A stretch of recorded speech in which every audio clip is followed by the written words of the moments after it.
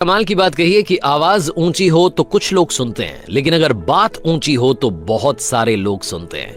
Hi guys, मैं हूं RJ Kartik. एक छोटी सी कहानी। ये कहानी एक लड़के की। 24 साल का लड़का जो सेठ के यहाँ पर नौकरी करता था। उसके माँ बाप इस दुनिया में नहीं थे। जिंदगी बड़ी परेशानी में चल रही थी। वो जाता था, रोजाना पैसे कमा करके घर आता था, खाना बनाता था, खाता था, सो जाता था। एक दिन उसने देखा कि उसने 4 चपाती और सब्जी बनाई। हाथ मुंह धोकर के वापस आया, तब तक 3 बची। दूसरे दिन भी यही हुआ। तीसरे दिन उसने ध्यान रखा और चूहे को पकड़ लिया। एक चूहा मोटा सा चपाती लेके जा रहा था। चूहे को पकड़ा तो चूहे ने कहा कि भैया मेरी किस्मत का क्यों खा रहे हो, मेरी चपाती तो मुझे ले जाने दो। तो लड़के ने कहा बेटा मेरे पास में ज्यादा पैसा नहीं, सिर्फ 4 मैंने बनाई है चपाती, उसमें से एक तुम ले जा रहे हो, मैं क्या करूंगा, मेरी जिंदगी ने मुझे बेहाल कर रखा है। तो चूहे ने कहा कि तुम्हारे सारे सवालों के जवाब तुम्हें एक इंसान दे सकता है। लड़के ने पूछा कि कौन है। तो चूहे ने कहा कि गौतम बुद्ध हैं, उनके आश्रम में जाओ, उनसे अपनी जिंदगी के बारे में पूछो, वो तुम्हें रास्ता बताएंगे कि करना क्या है। लड़के ने कहा बहुत बढ़िया बात है। चूहे की बात मान ली, गौतम बुद्ध से मिलने के लिए चल पड़ा। सेठ से छुट्टी ले ली 5-6 दिन की। रास्ता लंबा था, रात हो गई। इस लड़के को कुछ दिखाई नहीं दे रहा था। थोड़ी दूर पर एक हवेली दिखाई दी, वहां गया, जाकर के शरण मांगी।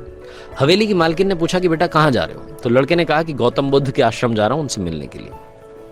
तो मालकिन ने कहा कि बहुत बढ़िया जगह जा रहे हो, गौतम बुद्ध से हमारे एक सवाल का जवाब लेकर के आना, अगर वो सवाल का जवाब दे दें। तो लड़के ने कहा जरूर, आपका सवाल पूछूंगा, बताइए। तो हवेली की मालकिन ने कहा कि बेटा मेरी 20 साल की बेटी है, जो 20 सालों से एक शब्द नहीं बोली है, बोल नहीं सकती है। बस उनसे पूछ लेना कि ये बेटी कब बोलेगी। ये बोलते बोलते उनकी आंखों में आंसू आ गए। लड़के ने कहा माता जी आप परेशान मत हो, मैं जाऊंगा और आपके सवाल का जवाब जरूर लेकर आऊंगा। लड़का अगले दिन चल पड़ा। रास्ता बहुत ज्यादा लंबा था। रास्ते में उसे बड़े बड़े पहाड़ मिले, ऊंचे ऊंचे पहाड़, बर्फ वाले पहाड़। उसे समझ नहीं आ रहा था कि कैसे पार करूंगा, बड़ी देर हो जाएगी। तभी उसे एक जादूगर दिखाई दिया जो वहां बैठ करके तपस्या कर रहा था। जादूगर के पास गया, उससे बोला कि मुझे गौतम बुद्ध से मिलने के लिए जाना है, रास्ता तो बहुत ही परेशानी वाला लग रहा है, कैसे मैं पार करूंगा। तो जादूगर ने कहा कि गौतम बुद्ध से मिलने जा रहे हो, मेरे एक सवाल का जवाब लेकर के आ जाना, पहाड़ तुम्हें फटाफट से पार करा दूंगा। लड़के ने कहा आपका सवाल बताओ।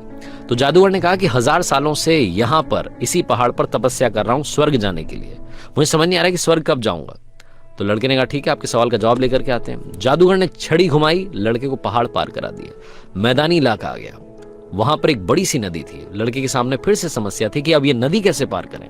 तभी उसे वहां पर एक बड़ा सा कछुआ दिखाई दिया। कछुए से मदद मांगी कि आपकी पीठ पर बैठा करके मुझे नदी पार करा दीजिए। कछुए ने कहा ठीक है। जब नदी पार कर रहे थे तो कछुए ने पूछा कि कहाँ जा रहे हो। तो लड़के ने कहा गौतम बुद्ध से मिलने जा रहा हूँ। कछुए ने कहा वाह यार, बड़ी अच्छी जगह जा रहे हो, एक काम करना मेरे सवाल का जवाब ले आना।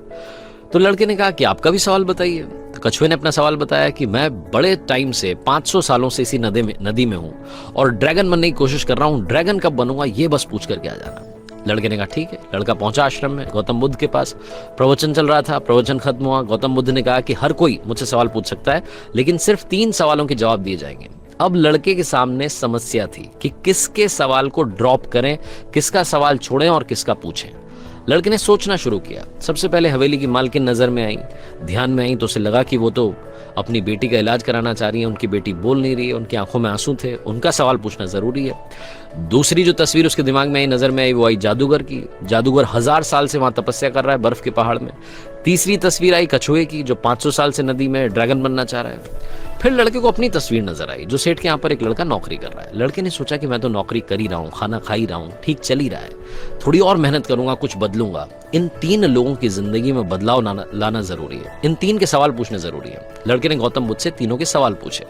गौतम बुद्ध ने जवाब दिया सबसे पहले हवेली की मालकिन के सवाल का। उन्होंने कहा कि उस मालकिन की जो बेटी है 20 साल की, उसकी जैसे ही शादी होगी वो लड़की बोलना शुरू कर देगी। दूसरे सवाल का जवाब देते हुए गौतम बुद्ध ने कहा कि जो जादूगर है उससे कहना कि वो छड़ी छोड़ दे, जिस दिन उसने छड़ी छोड़ दी, छड़ी का त्याग कर दिया, वो स्वर्ग चला जाएगा। तीसरा सवाल था कछुए का। गौतम बुद्ध ने कहा कि उस कछुए से कहना कि अपना कवच उतार दे, जिस दिन उसने कवच उतार दिया उस दिन वो ड्रैगन बन जाएगा। लड़के ने नमस्कार किया, प्रणाम किया, चल पड़ा वापस। रास्ते में कछुआ मिला, कछुए से कहा कि भैया कवच उतार दो। गौतम बुद्ध ने कहा तुम ड्रैगन बन जाओगे। कछुए ने जैसे ही कवच उतारा, मोती ही मोती निकल आए। कछुए ने कहा मोती का मैं क्या करूंगा, आप ले जाओ। लड़के को मोती दे दिए और कछुआ ड्रैगन बन गया। थोड़ा आगे चला तो जादूगर मिला। जादूगर को जाकर के कहा कि भैया आपको छड़ी छोड़नी पड़ेगी, तभी आप स्वर्ग जा पाओगे। जादूगर ने कहा ये लो छड़ी छोड़ दी, ये छड़ी तुम रख लो, मैं स्वर्ग चला जाऊंगा। जादूगर स्वर्ग चला गया। और अब आई बारी तीसरे सवाल की। ये पहुंचा उस हवेली में जहां मालकिन ने सवाल भेजा था। मालकिन से जाकर के बोला कि मालकिन आपका जो सवाल था उसको जवाब मिल गया है। आपकी 20 साल की बेटी की जिस दिन शादी हो जाएगी उस दिन ही बोलना शुरू कर देगी। उन्होंने कहा क्या बात है, तो देर कैसी, मेरे सामने ही तो दूल्हा बैठा है, तुमसे बढ़िया लड़का कौन हो सकता है। लड़की को बुलाया गया, लड़के ने लड़की को देखा, लड़की ने लड़के को देखा, शादी करा दी गई। और जैसे ही शादी हुई, लड़की ने पहली बात बोली कि आप तो वही हो जो उस दिन रात में हमारे यहाँ आकर के रुके थे। लड़की ने बोलना शुरू कर दिया। लड़के के पास में जिंदगी में पैसा आ गया, क्योंकि मोती मोती आ गए, जादूगर की छड़ी आ गई, ताकत आ गई, और शादी भी हो गई। लड़के की जिंदगी सेटल हो गई, सिर्फ इसलिए क्योंकि उसने अपने सवाल का त्याग कर दिया था। इस दुनिया में जो जहाज होता है जब किनारे पर होता है तो सुरक्षित होता है, सबसे ज्यादा सेफ होता है, लेकिन उसे दूसरे किनारे पर जाने के लिए इस किनारे का त्याग करना पड़ता है, लहरों से भिड़ना पड़ता है, मुकाबला करना पड़ता है। इस लड़के ने जब तक अपना सवाल नहीं छोड़ा था, इसको जवाब नहीं मिले थे। ये छोटी सी कहानी लाइफ में बहुत बड़ी बात सिखाती है। अगर आप कुछ कमाल करना चाहते हैं तो त्याग कीजिए उन बुरी आदतों का, आलस्य का। सुबह जल्दी उठना शुरू कीजिए, अपनी लाइफ में जो बैड हैबिट्स हैं उन्हें हटाइए, तभी जाकर के आप कमाल कर पाएंगे। आरजे कार्तिक एक बार फिर आपसे कहेगा, कर दिखाइए कुछ ऐसा कि दुनिया करना चाहे आपके जैसा। हर सोमवार सुबह 9:30 बजे मेरे चैनल पर देखिए एक नई कहानी।